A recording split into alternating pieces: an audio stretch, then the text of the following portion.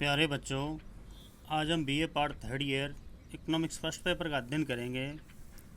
आज का हमारा टॉपिक है स्वतंत्र व्यापार एवं संरक्षण। इससे पूर्व कक्षाओं में हमने अध्ययन किया था हेक्सचर होल्डिंग सिद्धांत के बारे में। आज हम स्वतंत्र व्यापार एवं संरक्षण के बारे में पढ़ेंगे। अंतर्राष्ट्रीय व्यापार का परिमाण तथा विस्तार अंतर्राष्ट्रीय व्यापारिक नीतियों पर निर्भर करता है। किसी देश की अंतर्राष्ट्रीय आर्थिक क्रियाओं से संबंधित नीति को अंतर्राष्ट्रीय व्यापार नीति कहा जाता है। यानी अंतर्राष्ट्रीय व्यापार का परिमाण मीन्स होता है मात्रा, तथा विस्तार अंतर्राष्ट्रीय व्यापार की नीतियों पर निर्भर होता है। यानी जब दो देशों के बीच में कोई व्यापार होता है तो वह व्यापार निर्भर करता है उन दोनों देशों की व्यापार की नीतियों पर। और अंतर्राष्ट्रीय व्यापार नीति किसे कहते हैं? अंतर्राष्ट्रीय आर्थिक क्रियाओं से संबंधित नीति को अंतर्राष्ट्रीय व्यापार नीतियाँ कहते हैं। यानी अंतर्राष्ट्रीय जो आर्थिक क्रिया होती है, आर्थिक क्रिया का मीन्स होता है कि जब दोनों देशों के बीच में जो लेन देन होता है उसे हम आर्थिक क्रिया कहते हैं।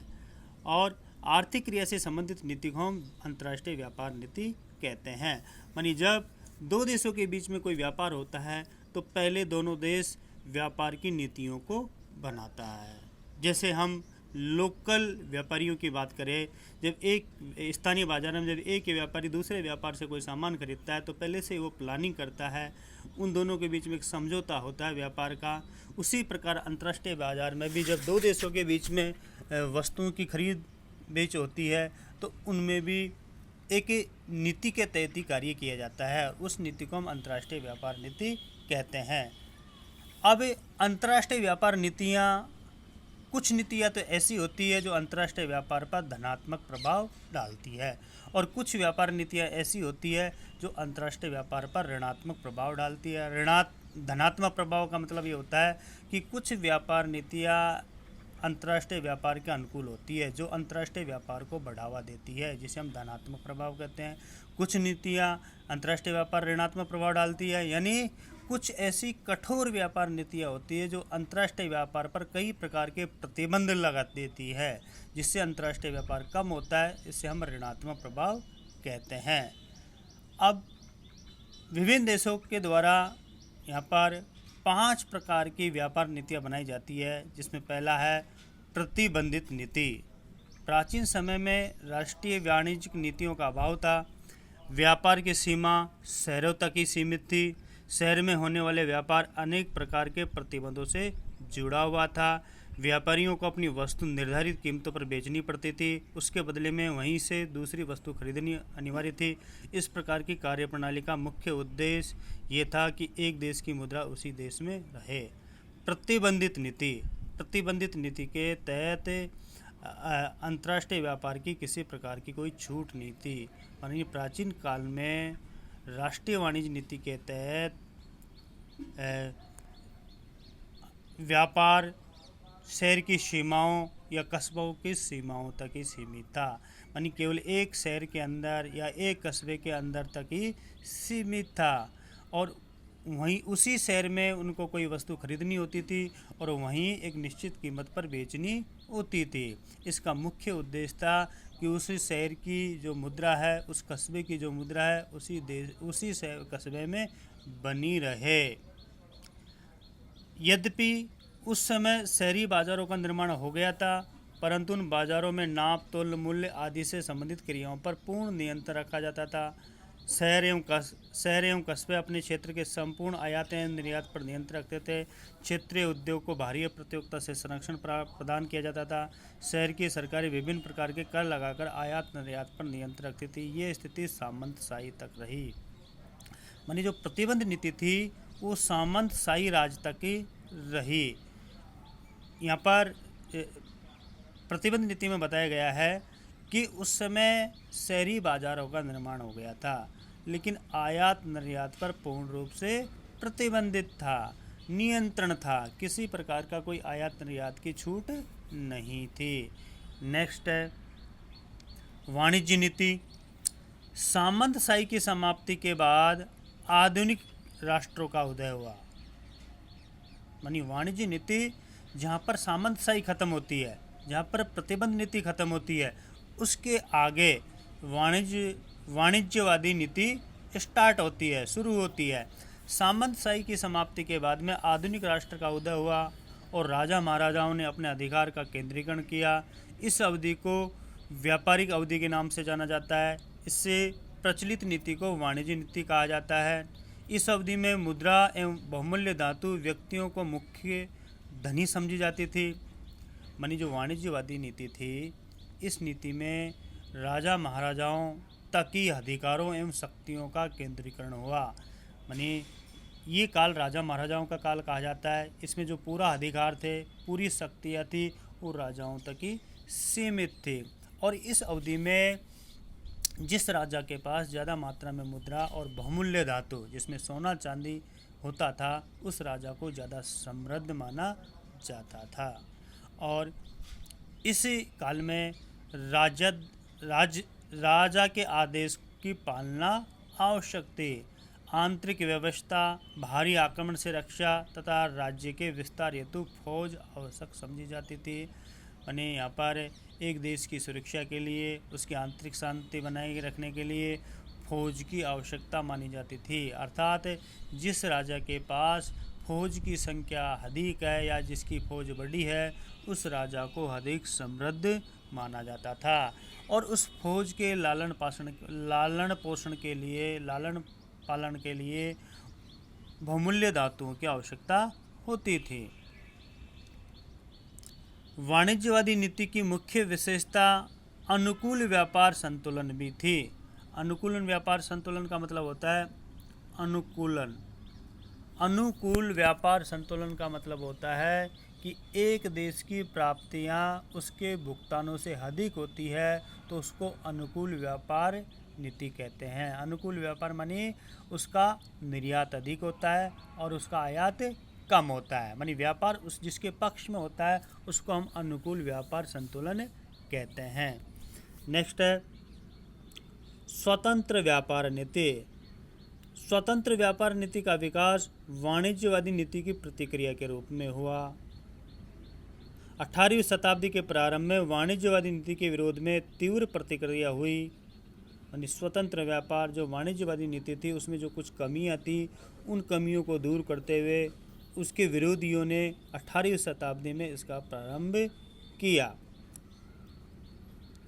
फ्रांस में ही प्रकृतिवादी अर्थशास्त्री कैने, त्रुगो, कुर्ने आदि ने वाणिज्यवादी नीति का तीव्र विरोध किया। वाणिज्यवादी नीति में उद्योग को अधिक महत्व दिया गया। यानी यहाँ पर जो मुख्य रूप से फ्रांस के जो प्रकृतिवादी जो अर्थशास्त्री थे, जिसमें कैने, त्रुगो और कुर्ने, उन्होंने बताया कि वाणिज्यवादी नीति में उद्योगों को अधिक महत्व दिया, जबकि उन्होंने कृषि पर कोई ध्यान नहीं दिया गया। और ये जो प्रकृतिवादी अर्थशास्त्री थे उन्होंने कृषि पर अधिक ध्यान दिया गया, कृषि पर अधिक जोर दिया गया। स्वतंत्र व्यापार नीति वह नीति होती है जिसके अंतर्गत विभिन्न देशों के मध्य आयात तथा निर्यात पर कोई प्रतिबंध नहीं होता। कई बार 2 नंबर का प्रश्न आ जाता है कि स्वतंत्र व्यापार नीति से क्या तात्पर्य है, मुक्त व्यापार से क्या तात्पर्य है। मुक्त या स्वतंत्र व्यापार दोनों एक ही होता है। तो स्वतंत्र व्यापार नीति वह नीति होती है जिसके अंतर्गत विभिन्न देशों के मध्य आयात तथा निर्यातों पर कोई प्रतिबंध नहीं होता। मानी किसी प्रकार का कोई बंदिश नहीं होती, कोई लिमिटेशन नहीं होता।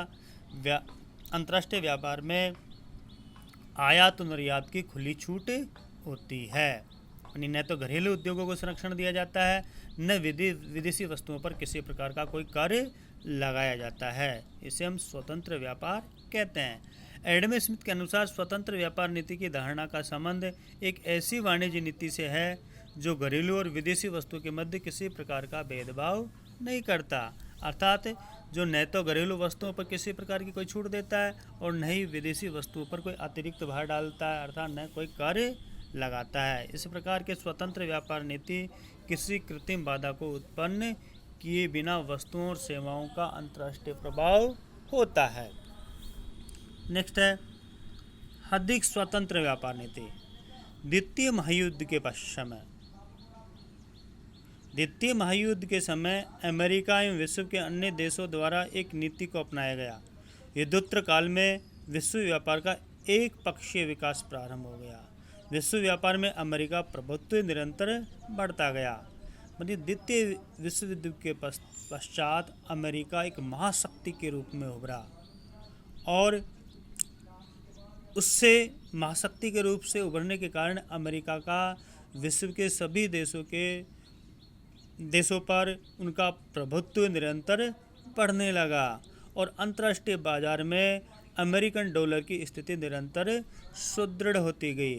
प्राय सभी जो विकसित राष्ट्र थे वो इस नीति से लाभान्वित होने लगे और विकासशील देशों की पूर्ण रूप से उपेक्षा की गई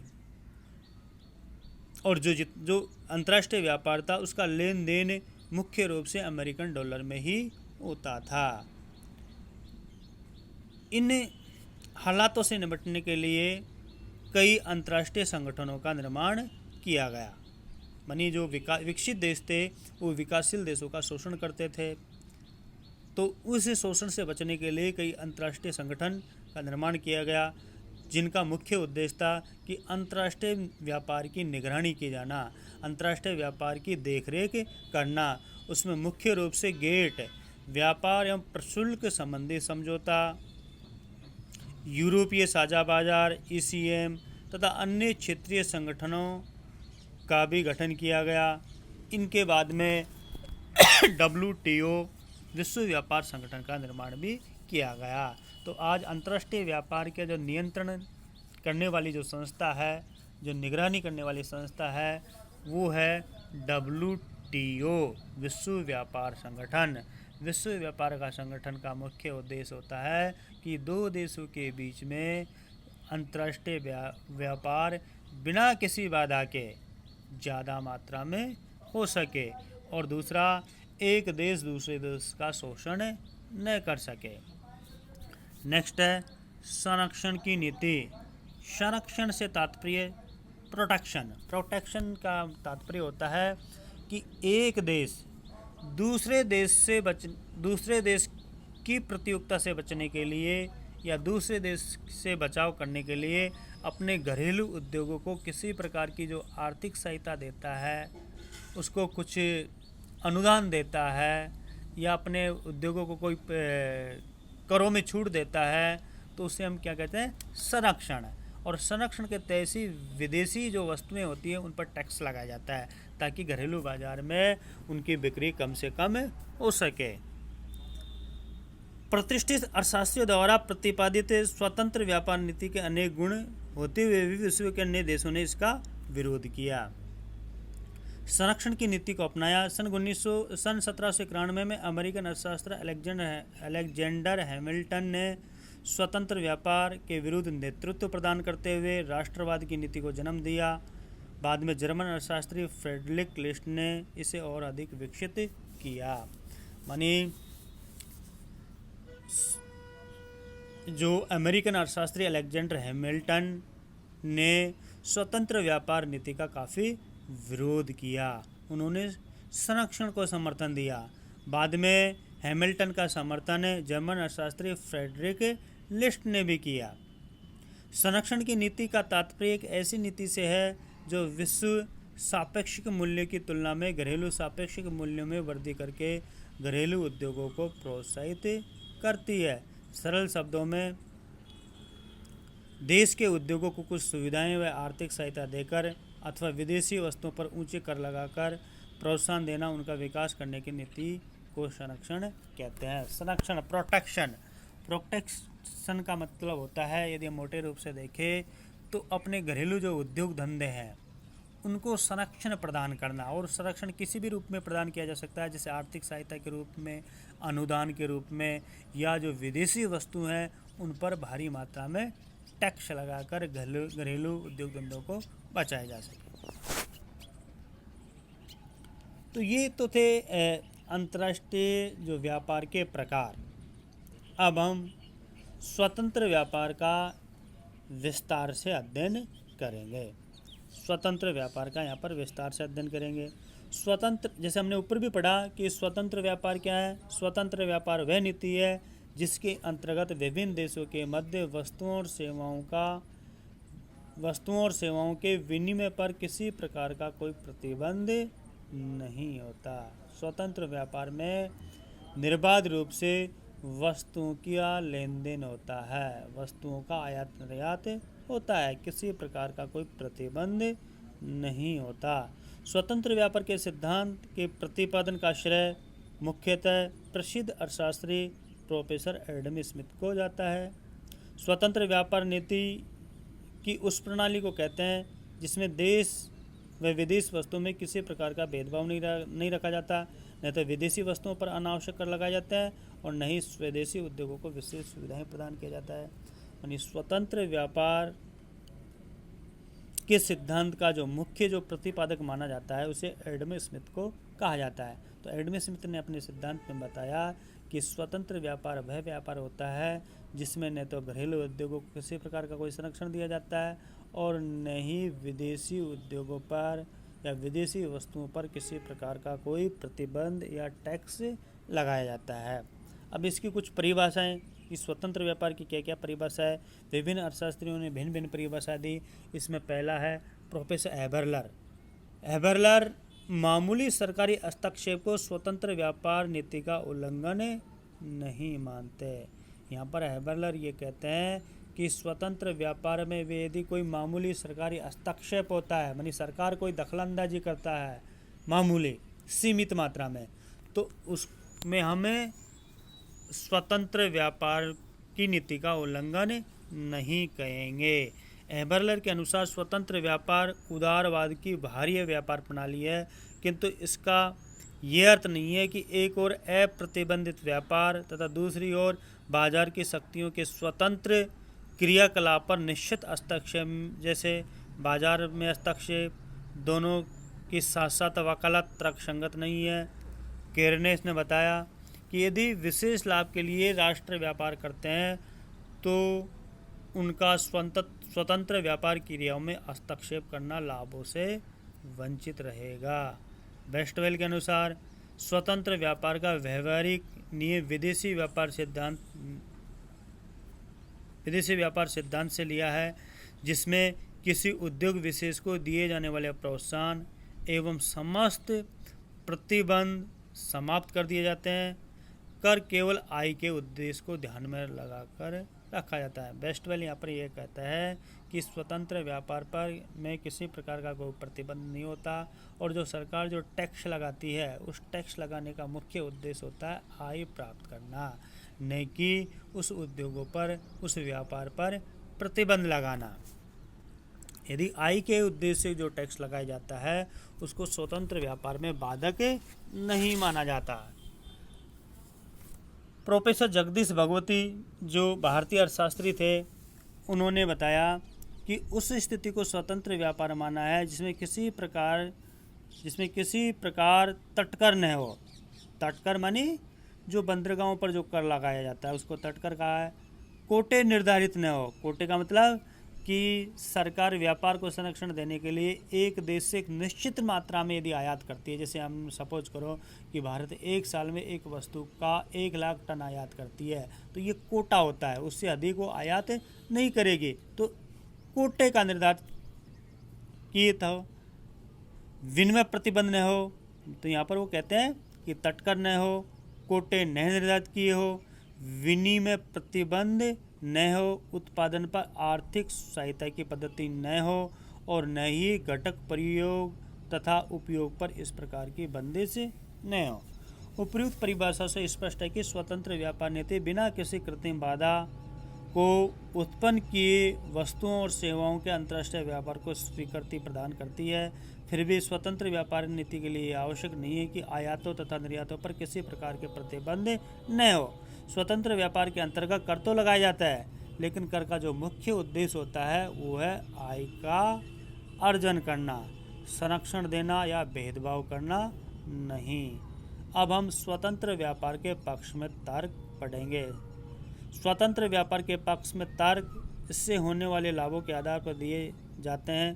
जिसका अध्ययन हम निम्नांकित बिंदुओं के आधार पर करेंगे। अर्थात स्वतंत्र व्यापार के पक्ष में क्या तर्क है, ये हम अगली कक्षा में इसका अध्ययन करेंगे।